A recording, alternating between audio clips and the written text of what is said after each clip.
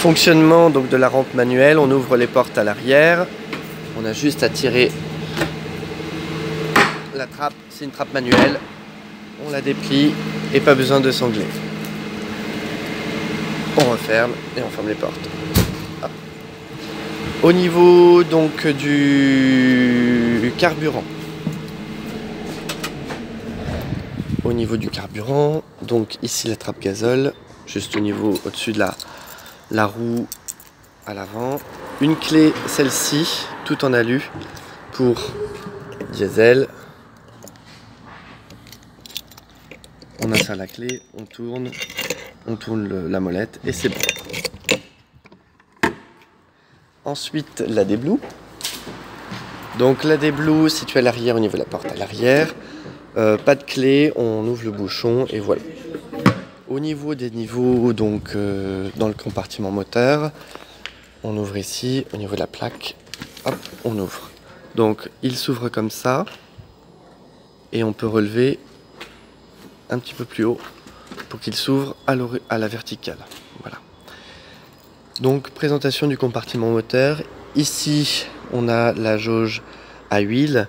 Ici, on a le bouchon de réservoir pour remplir l'huile, et sachant qu'il faut un coude qu'on a au bureau pour l'instant, mais qui sera à Viljam. Niveau liquide de refroidissement, on s'incline un petit peu, on regarde.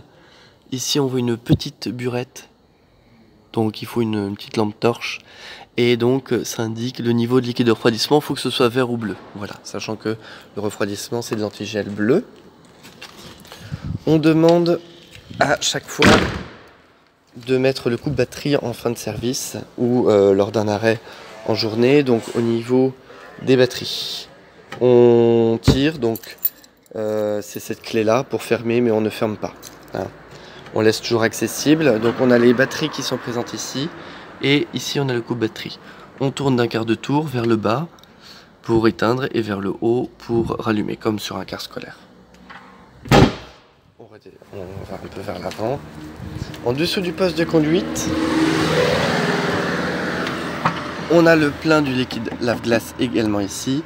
Et si jamais la porte avant ne s'ouvre pas avec la télécommande, on a le petit bouton ici qui permet d'ouvrir la porte avant.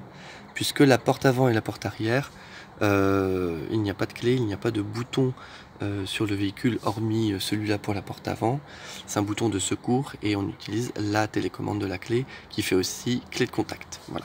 Au niveau des autres clés, donc on a celle-ci qui verrouille les portes, d'accord, mais bon, on les laisse ouvertes. Et donc on a la clé de contact qui est également sur le trousseau. Voilà.